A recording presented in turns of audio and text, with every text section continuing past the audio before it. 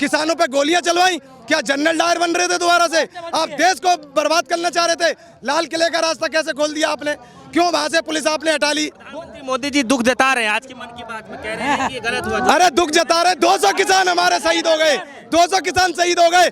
प्रधानमंत्री नवाज शरीफ की अम्मा को फोन करके कह दिया उन्होंने कि आपकी अम्मा मर गई और हमें दुख है, और यहाँ के 200 किसानों का कतई दुख नहीं है उनको। ये क्या है? ये क्या है? किसान एकता, ये क्या तरीका है? आप बताइए। तुम यहाँ पर आकर के लाठीचार्ज करवाओ, गुंडागर्दी करवाओ और एक तरफ कह रहे कि बातचीत करो। ऐसे माहौल में बातचीत कैसे संभव है? तो सबसे पहले उन्हें अपनी पार्टी के प्रवक्ताओं को, अपने नेताओं को ये रोकना पड़ेगा। उसके बाद बातचीत करने के लिए किसान पहले भी तैयार थे। हमारे नेताओं पे किसान कार्यकर्ता लगे मुकदमे, प्लस इनके घोषणा पत्र, एक एक कतरे का हिसाब लिया जाएगा, एक एक बूंद आंसू का हिसाब लिया जाएगा। जो इनके घोषणा पत्र है उन्हें मनवाना पड़ेगा।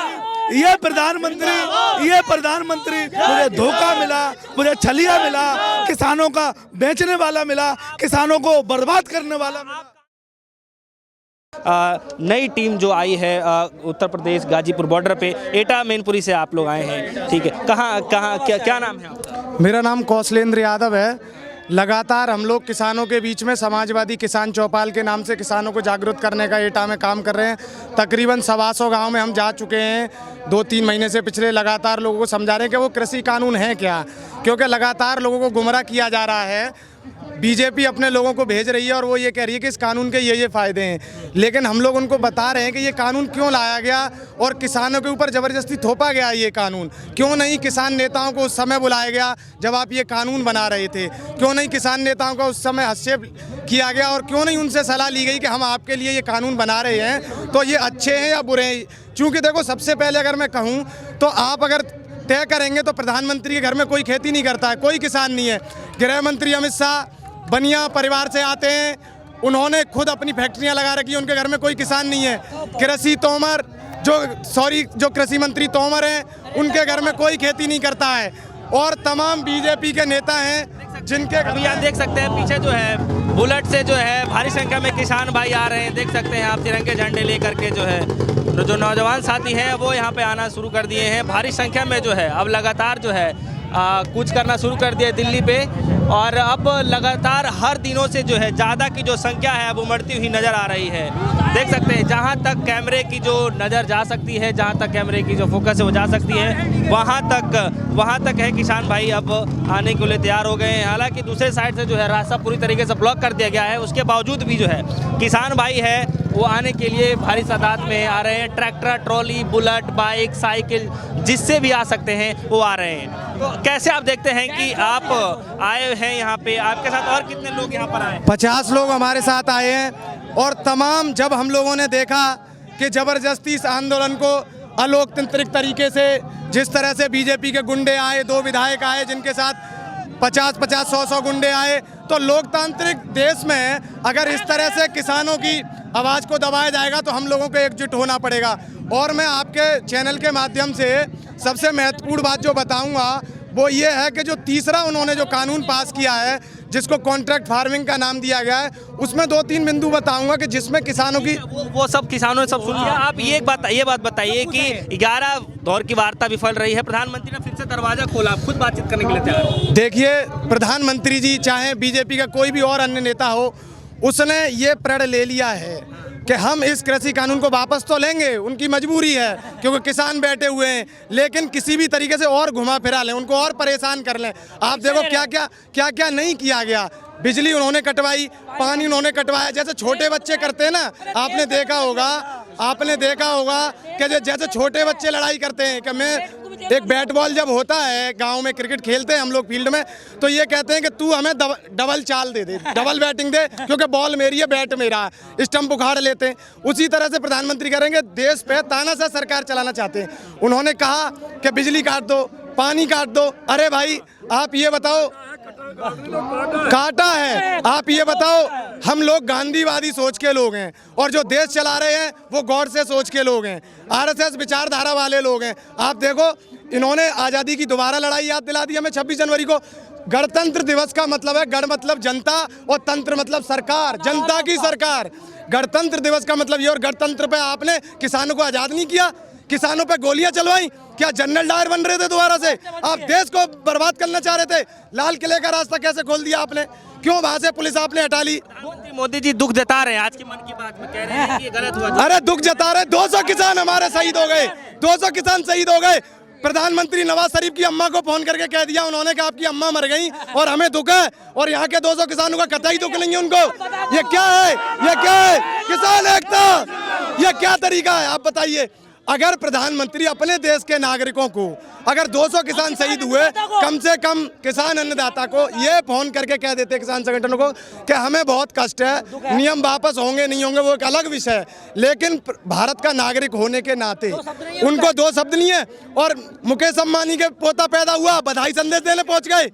सर मैं आपके पास आना चाहता हूँ। 11 दौर की वार्ता विफल हुई है। प्रधानमंत्री मोदी जी ने आप खुद कह रहे हैं कि सिर्फ एक फोन की दूरी है, आप बातचीत कीजिए, बातचीत करने के लिए तैयार हैं हम लोग। प्रधानमंत्री जी के बस का कुछ नहीं है। हमारा प्रधानमंत्री गिरवी रखा है, अडानी अंबानी के कदमों में पड़ा है, हमारे देश के किसान को अडानी अंबानी के कदमों में डालना चाहता है। दूसरी बात ये मैं बता दूं आपको, हमारे देश और उत्तर प्रदेश का दुर्भाग्य ये है कि यहाँ उत्तराखंड से मुख्यमंत्री आता है जिसे उत्तर प्रदेश की जनता से कोई मोहब्बत नहीं है, और गुजरात से प्रधानमंत्री आता है जिसे देश की जनता से कोई मोहब्बत नहीं, और वो ऐसा प्रधानमंत्री है कि जिसे ये देश की युवा जनरेशन से, देश के बच्चों से कोई मोहब्बत नहीं है। किसान को जब से मोदी जी आए हैं, सत्ता में बैठे हैं, अरे हम तो फंस गए दोस्तों, हम तो फंस गए अटल बिहारी वाजपेयी के चक्कर में। अटल बिहारी वाजपेयी वो थे कि कांग्रेस की सत्ता होते हुए भी उन्हें कई बार विदेश मंत्री बना के, और इंदिरा गांधी ने विदेशों में अपना नेतृत्व करने के लिए भेजा था। ये प्रधानमंत्री मुझे धोखा मिला, मुझे छलिया मिला, किसानों का बेचने वाला मिला, किसानों को बर्बाद करने वाला मिला। आप कहाँ से आए? भाई हम मर्राबाद से आए हैं। हमने सुना था बंगाल में जादू है, हमने तो गुजरात का जादू देख लिया, सारी जनता पे छा गया। वो प्रधानमंत्री नहीं है, वो गिरवी रखी हुई चीज है, वो अडानी के अंबानी की तिजोरी बंद रखी हुई चीज है। वो कैसे कह देगा? आज बातचीत करने के लिए आज बातचीत रहने तैयार, तुम 10 बार हो गए यार। देखो भैया, उम्मीद कुछ रहा है, किसानों के दबाव में कर दे तो कर दे। रही बात उसकी, हमारे नेता पे जब तक तीनों काले कानून वापस, हमारे नेताओं पर किसान कार्यकर्ता लगे मुकदमे, प्लस इनके घोषणा पत्र, एक एक कतरे का हिसाब लिया जाएगा, एक एक बूंद आंसू का हिसाब लिया जाएगा। जो इनके घोषणा पत्र है उन्हें मनवाना पड़ेगा।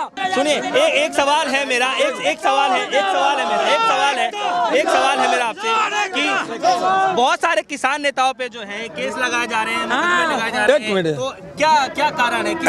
ऐसा है, कोई भी हक मांगता है, सरकार ऐसी होती है, वो ऊपर होती है, उसको देना चाहिए। जे उल्टा जुल्म करने में पर तुली है, फिर सरदारों पर मुकदमे लगा दो, उस पर लगा दो।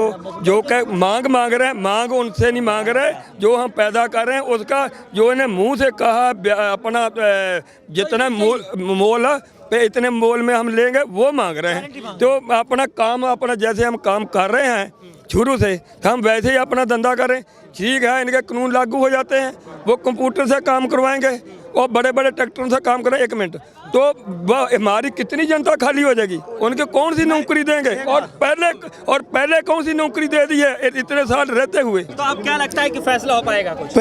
फैसला इसलिए नहीं होगा कि प्रधानमंत्री के बस की बात नहीं है, और प्रधानमंत्री बदलने की अब योजना है। बिल्कुल 2022 आ रहा है, यहाँ से शुरू करेंगे हम। मुख्यमंत्री उत्तर प्रदेश का बदलेंगे, उसके बाद देश का प्रधानमंत्री बदलेंगे।